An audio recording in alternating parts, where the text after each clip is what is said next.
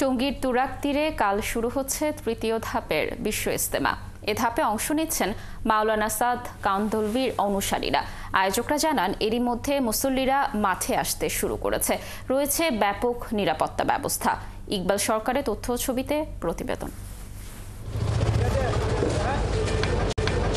টঙ্গীর তুরাগ পাড়ে বিশ্ব ইজতেমার মাঠ পুরোপুরি প্রস্তুত। বিভিন্ন জেলা থেকে মুসল্লিরা এসে জড়ো হচ্ছেন মাঠে। এ ধাপে অংশ নিচ্ছেন মাওলানা সাদ কান্দলভির অনুসারীরা। মুসল্লিরা জানান, ইজতেমার প্রথম রাত পবিত্র শবে বরাতের রাত হওয়ায় এবার বহু মানুষ ইবাদত বন্দেগীতে যুক্ত হবেন। যে কারণে দুর্ভোগ এড়াতে আগে ভাগেই এসেছেন অনেকেই, এখনো আসছেন। এই শিক্ষা নিয়ে আমরা এই গ্রামে যে সব ভাইদের কাছে পৌঁছাইতে পারি এবং সারা উম্মতি মুহাম্মদের ভাইদের কাছে পৌঁছাইতে পারি। সমস্ত মুসলমান জান্নাতি হয়ে যায়। এই এক ফিকির, এটা ফিকিরের মজমা, এটা নবীওয়ালা মেহনত, এটা দাওয়াতের মজমা। প্রথম দিন ফজর নামাজের পর বয়ান করবেন মাওলানা আব্দুল সাত্তার নিজামুদ্দিন।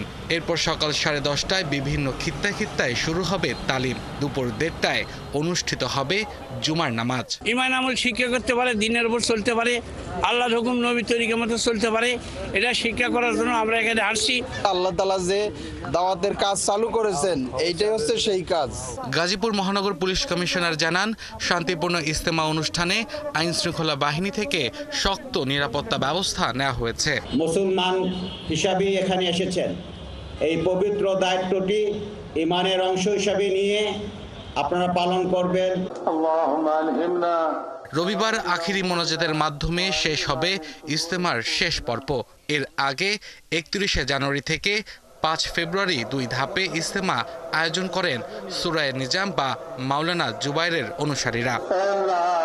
আব্দুল্লাহ মামুন, 71।